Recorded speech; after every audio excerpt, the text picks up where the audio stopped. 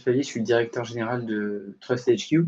On est ceci, on vient de changer de nom, en fait, on s'appelait MIPSSI et on grandit donc vers ce nom. L'idée de la question qui est là, en fait, c'est de savoir, la cybersécurité pose une problématique à beaucoup, même à toutes les entreprises. En fait, nous, on vient de ce domaine et on s'est lancé dans une solution.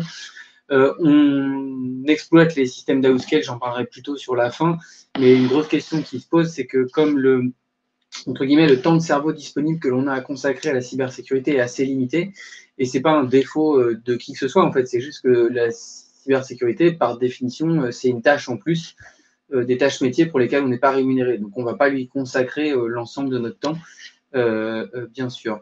Bonjour Thomas, je vois que tu es là. Donc, excusez-moi, donc je continue. Donc, la question qui se pose, du coup, c'est comment est-ce qu'on fait pour optimiser au maximum les efforts qui sont menés par les différentes équipes internes, mais surtout la DSI qui va être en charge d'une grande partie de la gestion de la cybersécurité, et donc d'optimiser ce temps avec le RSSI ou l'ensemble des équipes sécurité. Pardon, hop, je voulais juste changer de slide. Voilà. Donc le premier point, donc, ça va être d'identifier les problèmes. Donc un des problèmes, c'est le point sur le contexte. Hein. C'est qu'on a de toute façon un ensemble de normes de sécurité qui s'appliquent et elles disent à peu près toutes la même chose, mais pas exactement avec les mêmes mots et pas exactement dans le même ordre. Et pour autant, en fait, quand on fait de la cybersécurité, soit sur la politique de sécurité interne, soit sur soit sur les différents référentiels de sécurité, parce qu'on cherche une certification, parce qu'on cherche à se mettre en accord avec un domaine en particulier, et bien en fait, une seule action, elle peut correspondre à différents sujets. Et dernier point, si on se concentre sur la partie référentiel ISO, l'ISO nous dit identifier les enjeux, déterminer les risques, définissez les responsabilités, documenter la politique de sécurité et piloter votre politique de sécurité. En fait, à partir du moment où on pilote la politique de sécurité, du coup, on est censé à la fois répondre aux enjeux et réduire les risques. Donc, il faut aussi savoir faire le lien entre les actions de sécurité et les risques. Donc, et les référentiels de sécurité et les risques, en fait. Ce n'est pas juste les référentiels de sécurité qu'on vient traiter ici. Et donc, faire ce travail, en fait, c'est soit, quel que soit le contexte dans lequel on est, ça va être soit une obligation légale ou une obligation réglementaire pour des cas comme PCI DSS. Et de toute façon, c'est une règle systématique. À partir du moment où on définit une règle, ce qui est important, ça va être de savoir si elle est mise en œuvre. Alors, comment c'est fait aujourd'hui?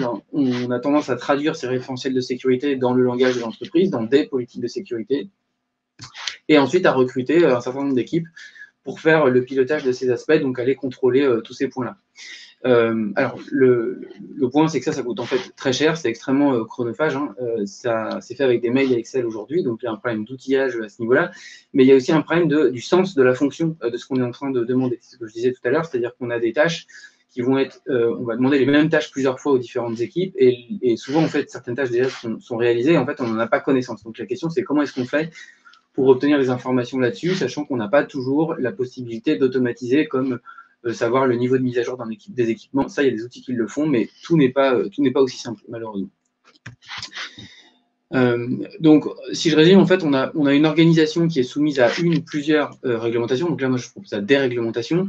On a des objectifs de sécurité qui vont être multiples et contraignants, parce qu'on va vouloir gérer donc, ces référentiels, on va vouloir gérer la politique de sécurité, on va vouloir gérer les différents domaines, c'est-à-dire qu'on va avoir une sécurité qui va être différente pour des environnements qui vont être le CIDSS, HDS, Security Cloud ou ISO, et puis d'autres domaines sur lesquels on va vouloir appliquer moins de sécurité. Et donc les contraintes, elles sont des deux côtés, c'est-à-dire qu'elles sont aussi bien du côté sécurité, la difficulté de gestion de ces différents contextes, et du côté de la DSI qui, elle, doit savoir appliquer au bon endroit et de façon efficace, et surtout faire un reporting. Parce que la question, c'est que si on ne sait jamais quel est le niveau de sécurité à un endroit donné, ça va être compliqué de gérer et puis de donner des garanties au niveau supérieur. Donc on a un reporting qui est chronophage justement, et puis des budgets qui sont limités, hein, ça c'est connu, c'est-à-dire que ça va coûter du temps homme de faire toutes ces actions.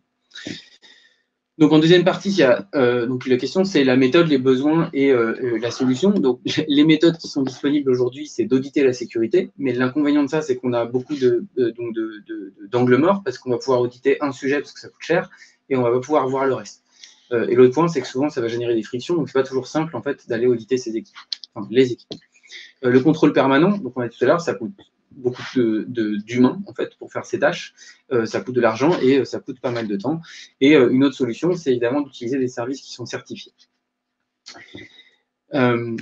Donc l'objectif qui serait idéal, ça serait d'être en capacité d'automatiser un certain nombre de contrôles, d'interfacer les différents systèmes de gestion des tâches entre la sécurité et la DSI, puisque la sécurité, ce qu'elle aimerait bien faire, c'est assigner les tâches de mise en conformité à la DSI, et puis mutualiser les efforts, c'est-à-dire que si je fais une fois l'effort à un endroit sur un référentiel de sécurité, ou sur la politique, eh bien, je suis capable de vous dire exactement la même chose sur l'ensemble des référentiels de sécurité. Donc les besoins vont être un petit peu différents entre les deux typologies d'équipes, hein, qui vont être quand même, il faut l'admettre, hein, sont quand même les deux principaux acteurs de la partie sécurité. On aurait pu étendre aux autres domaines de l'entreprise, mais ça reste les deux principaux acteurs. On va vouloir communiquer pour la partie sécurité, donc être clair sur sa politique de sécurité, travailler à la fois sur un certain nombre de référentiels et sur les risques de sécurité, être capable de collecter des preuves et de construire des tableaux de bord. Et pour la partie DSI ou IT, en fait, il faut que ça soit extrêmement simple à utiliser et éventuellement, voire même s'interfacer avec les API et les outils, enfin via des API, pardon, avec les outils de ticketing. Donc l'idée, c'est d'avoir, ce qui serait efficace et utile, ce serait d'avoir une solution qui est all-in-one pour la collaboration entre les deux entités. Alors nous, c'est pour ça qu'on a créé en fait cette solution qu'on appelle TrustHQ. Donc cette solution, en fait, elle vous permet de documenter vos règles de sécurité, de les éditer, de les contextualiser, c'est-à-dire de prendre en compte les différentes contraintes qui sont associées à l'environnement, de cartographier sur différents référentiels. Il n'y a pas de limite sur le nombre de référentiels sur lesquels on peut cartographier l'exigence. Les équipes, elles, seront notifiées, elles vont voir en fait les actions qu'elles doivent mettre en œuvre. Donc ici, la gestion des tâches. Et donc informer sur leur taux d'avancement sur ces différentes tâches, ce qui permet à la partie sécurité de gérer les dérogations et à la partie IT d'aller extrêmement vite dans le reporting. Et ça s'interface justement via des API aux outils de ticketing, ce qui fait que quand une tâche est réalisée, en fait, on est capable de collecter la tâche et de savoir que ça a été réalisé. Donc de fluidifier vraiment l'échange entre les équipes. Et du coup, la solution, ce qu'elle va créer, c'est tous les tableaux de bord à des niveaux très techniques pour les équipes opérationnelles sur chaque plan d'action, ou bien à des niveaux très macroscopiques à l'échelle d'une entité ou de l'organisation globale sur des cartographies qui sont soit celles de la politique de sécurité interne, soit celles de ISO, soit celles d'un autre référentiel qui aurait été construit. Et donc là, on a véritablement le taux de conformité de toute l'organisation. Donc ici, c'est sur les exigences de sécurité de cette organisation, mais ça pourrait être évidemment sur la partie ISO, vu que les éléments sont cartographiés entre eux. L'avantage, c'est qu'on est capable de tout reconstruire en quelques clics. Donc ça, c'est fait de façon automatisée pour les équipes.